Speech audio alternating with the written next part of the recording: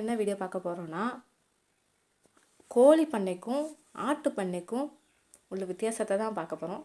எந்த தொழில் உங்களுக்கு வந்து சரியானது அப்படிங்கிறது தான் இந்த வீடியோவில் ஃபுல்லாக பார்க்க போகிறோம். இன்றைக்கி பலருக்கும் இருக்க மிகப்பெரிய சந்தேகம் என்னென்னா, கோழி பண்ணை ஆரம்பிக்கலாமா இல்லைன்னா ஆடு வளர்ப்பு தொழில் வந்து தொடங்கலாமா அப்படிங்கிறது தான். குறைந்த முதலீட்டில் எந்த தொழில் வந்து நல்ல லாபம் தரும், எதில் வந்து ரிஸ்க் வந்து ரொம்ப கம்மியாக இருக்கும், எந்த தொழில் வந்து நீண்ட காலத்திற்கு வந்து நிலையான வருமானம் தரும் அப்படிங்கிறத இந்த வீடியோ முடியும் போது நீங்கள் கோழி பண்ணை ஆட்டு பண்ணை ரெண்டையும் தெளிவாக ஒப்பிட்டு உங்களுக்கு எந்த தொழில் ஏற்றது அப்படிங்கிறது நீங்களே வந்து முடிவு செய்ய முடியும். வீடியோ ஸ்கிப் பண்ணாமல் கடைசி வரைக்கும் பாருங்கள். என் சேனலில் 5000 சப்ஸ்கிரைபர் வந்துருச்சுன்னா நாங்கள் வந்து ஒரு வித்தியாசமாக வீடியோ போடலான் இருக்கோம். அதாவது ஃபேஸை காட்டி வந்து பண்ணைய இது பண்ணி உங்களுக்கு வந்து வீடியோ போடலாம் அப்படின்னு இருக்கோம்.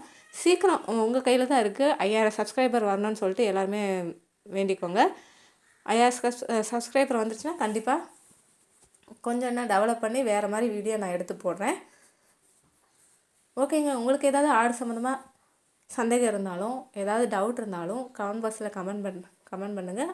அதுக்கான பதிலை வந்து நான் கமெண்ட் பாக்ஸில் சொல்ல முடிஞ்சால் சொல்லுவேன், இல்லைன்னா வீடியோவை எடுத்து போடுறேன். இப்போ 2 தொழிலோட அறிமுகத்தை பற்றி பார்த்தலாம். ஃபஸ்ட்டு கோழி பண்ணை வந்து வேகமாக வளரக்கூடிய ஒரு தொழில்னு கூட சொல்லலாம். 30லேருந்து 45 நாட்களில் வந்து பிராய்லர் கோழி வந்து விற்பனைக்கு வந்து தயாராகிடும். முட்டை கோழி அப்படிங்கிறது தினசரி வருமானம் வந்து கிடைக்கக்கூடிய ஒரு வாய்ப்பு.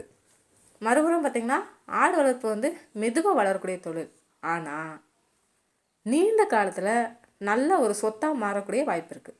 ஒரு வருஷத்துக்கு 1 அல்லது 2 முறை குட்டி போடும். இதனால் அதோட மந்த எண்ணிக்கை வந்து இயற்கையாக அதிகரிக்க வாய்ப்பு இருக்குது. அடுத்து முதலீடு ஒப்பீடு பார்ப்போமா. கோழி பண்ணையில் 100 கோழிகளோட தொடங்கலாம். குஞ்சுகள், தீவனம், மருந்து, ஷெட்டோட செலவு ஆகியவற்றை சேர்த்தா சுமார் 40,000லேருந்து 80,000 வரைக்கும் தேவைப்படும். ஒரு ஆடு வளர்ப்பில் 5 பெண் ஆடுகள் ஒரு கெடாவோட தொடங்கினா சுமார் 60,000லேருந்து 20 லட்சம் வரைக்கும் தேவைப்படலாம். முதலீட்டில் பார்க்கும்போது சிறிய அளவில் வந்து கோழி பண்ணை தான் குறைவாக தெரியும். ஆனால் தீவன செலவு தொடர்ச்சியாக அதிகமாக இருக்கும். எதுலன்னா கோழி பண்ணையில். அடுத்து பார்த்திங்கன்னா இட தேவை. 100 கோழிகளுக்கு வந்து குறைந்த இடம் போதும். சின்ன செட்டில் கூட வளர்க்கலாம். ஆடுகளுக்கு வந்து அதிக இடம் தேவைப்படும். மேய்ச்சல் நிலம் இருந்தால் தான் மிகவும் நல்லது. வீட்டோட பின்புறம் சிறிய இடம் இருந்தாலும் பராமரித்து வளர்க்கலாம். தீவன செலவு பார்க்கலாமா. கோழி பண்ணையில் மிகப்பெரிய தீவன செலவு வந்து வரும். மொத்த செலவில் 70% வரைக்கும் தீவனத்துக்கே வந்து செல்லுபடியாகும். தீவன விலை வந்து உயர்ந்தால் லாபம் வந்து குறைஞ்சி போயிடும். ஆடுகளுக்கு வந்து மர இலைகள், புல், மேய்ச்சல் இதெல்லாம் வந்து கொடுக்கலாம். இதனால் வந்து ஆட்டு பண்ணையில் வந்து செலவு வந்து குறையும். சொந்த நிலம் இருந்து ஆடு வளர்ப்பில் தீவன செலவு இன்னும் குறையிறதுக்கு வாய்ப்பு இருக்குது. அடுத்து நோய் மற்றும் இறப்பு அபாயம். கோழிகளில் வந்து நோய் பரவல் வந்து மிக வேகமாக இருக்கும். ஒரு கோழிக்கு வந்தால் முழு கூட்டத்தையும் வந்து பாதிக்கும். சில நாட்களில் வந்து பெரிய நஷ்டம் ஏற்படுறதுக்கு வாய்ப்பு இருக்குது. ஆடுகளுக்கு நோய் வரும், ஆனால் சரியான தடுப்பூசி போட்டால் அபாயம் குறையும். பொதுவாக கோழி பண்ணையில் வந்து ரிஸ்க் வந்து ரொம்ப ரொம்ப அதிகம். ஏன்னா சில நேரம் பார்த்திங்கன்னா அந்த வெயில் காலத்துலலாம் இந்த கோழியை வந்து சாப்பிடக்கூடாது சில நேரம் சொல்லுவாங்க பார்த்திங்களா. அப்போல்லாம் நிறைய நோய்கள் வரும். அந்த மாதிரி நேரத்தில் நம்மளுக்கு வந்து லாஸ் தான் கோழி பண்ணை. அடுத்து சந்தை நிலை. கோழி இறைச்சிக்கு வந்து எப்பயுமே தேவை இருக்கும், ஆனால் விலை வந்து அடிக்கடி மாறும். சில நேரில் உற்பத்தி வந்து செலவுக்கும் விற்பனை விலைக்கும் இடையே பெரிய வித்தியாசம் வந்து இருக்காது.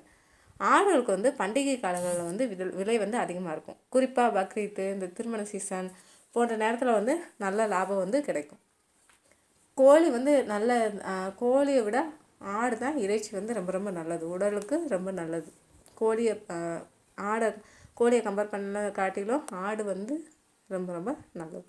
வேலைப்பளு பார்த்திங்கன்னா கோழி பண்ணையில் வந்து தினமும் பல முறை கண்காணிக்கணும். தண்ணி, தீவனம், வெப்பநிலை இது எல்லாத்தையுமே நமக்கு வந்து கவனிக்கணும். ஆடு வளர்ப்பில் கொஞ்சம் வேலை கம்மியாக இருக்கும். காலையில் சாயங்காலம் பராமரிப்பு செஞ்சால் போதும். வருமானம்னு பார்த்திங்கன்னா 100 கோழி வளர்த்தா ஒரு சைக்கிளில் வந்து லாபம் கிடைக்கலாம், ஒரு சைக்கிளில். ஆனால் சந்தை விலையை பொறுத்து அது வந்து மாறுபடும். 10 ஆடுகள் இருந்தால் குட்டிகள் மூலம் வருடத்துக்கு நல்ல வருமானம் கிடைக்கும். இது ஒரு நிலையான வருமானம்.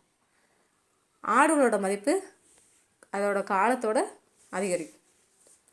அடுத்து யாருக்கு வந்து இந்த கோழி பண்ணை வந்து சிறந்தது அப்படின்னா, வேகமாக பண சுழற்சி வேணும் அப்படின்றவங்களுக்கு, தினசரி கண்காணிக்க வந்து நேரம் இருக்குது அப்படின்றவங்களுக்கு, தீவனம் வந்து வாங்கும் வசதி இருக்குது எனக்கு, என்னால் கோழி பண்ணை வைக்க முடியும் அப்படின்றவங்களுக்கு சரி.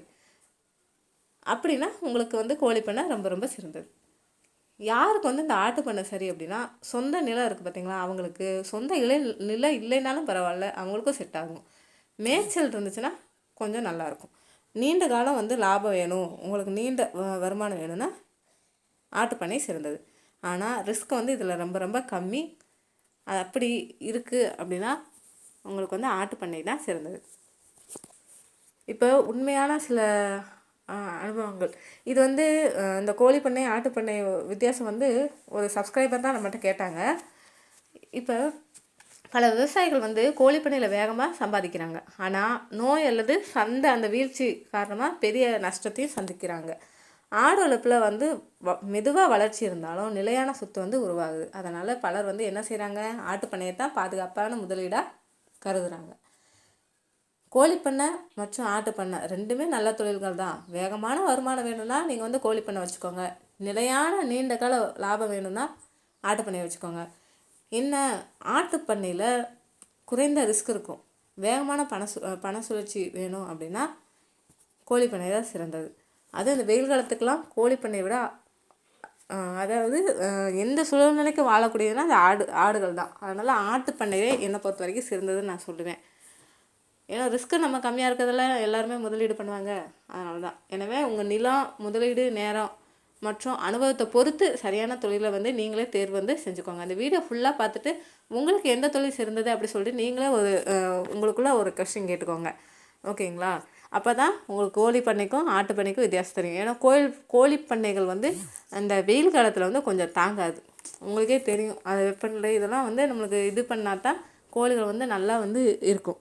சில நேரம் இந்த முட்டை விலை வீழ்ச்சி, அந்த கோழி இறைச்சியோட அந்த கம்மியாகிறது எல்லாமே வந்து கோழி பண்ணையில் வந்து எல்லாமே நம்ம வந்து சரிசமமாக இருக்கும். உங்களால் பண்ண முடியும், எனக்கு வந்து காசெல்லாம் போட ஒரு பிரச்சனையும் இல்லை, என்னால் பார்த்துக்க முடியும், டெய்லியும் கவனிக்க முடியும் அப்படின்னா நீங்கள் கோழி பண்ணையை வந்து இது பண்ணிக்கோங்க. இல்லை நான் ரிஸ்க் எடுக்க விரும்பலை, எனக்கு வந்து இருக்கிறதே போதும் அப்படின்னா நீங்கள் ஆட்டு பண்ணையை வந்து இது பண்ணிக்கோ. ஓகேங்க, இந்த வீடியோ பிடிச்சிருந்தா கண்டிப்பாக வந்து லைக் பண்ணுங்கள், ஷேர் பண்ணுங்கள். ஆடு வளர்ப்பு சம்மந்தமாக மேலும் தொடர்பான பயனுள்ள வீடியோகளுக்கு என் சேனலை மறக்காமல் சப்ஸ்கிரைப் பண்ணிக்கோங்க. நாளைக்கு இன்னொரு வீடியோவில் என்ன பார்க்கலாம் அப்படி சொல்லிட்டு நாளைக்கு பார்க்கலாம். 5000 சப்ஸ்கிரைபர் வர வரைக்கும் இப்படி தான் வீடியோ வரும். 5000 சப்ஸ்கிரைபர் வந்தவுடனே தான் உங்கள் கையில் தான் இருக்குது. சீக்கிரம் சப்ஸ்கிரைப் பண்ணி வைங்க, அப்போ தான் நாங்கள் வந்து ஃபேஸை காட்டி கொஞ்சம் டிஃப்ரெண்ட்டாக வீடியோ எடுத்து போடுவோம். நாளைக்கு பார்க்கலாம்.